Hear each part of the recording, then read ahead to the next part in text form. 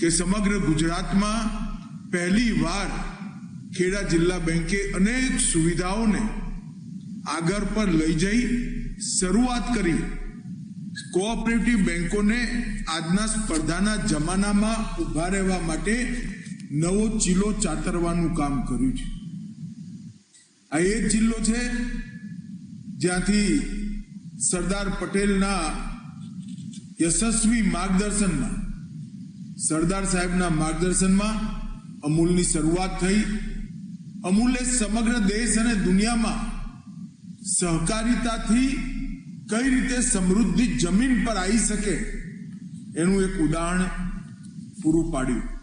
મને બરોબર યાદ છે, આ ખેડા જિલ્લા બેંક બંધ થઈ જશે કે ચાલશે એવી ચર્ચાઓ ચાલતી હતી, અને આજે ખેડા જિલ્લા બેંક 36,000 સ્ક્વેર ફૂટનું મકાન પોતાનું બાંધી બધા જ ઈ બેન્કિંગના નિયમોને અને કલ્પનાઓને સાકાર કરી રહી છે.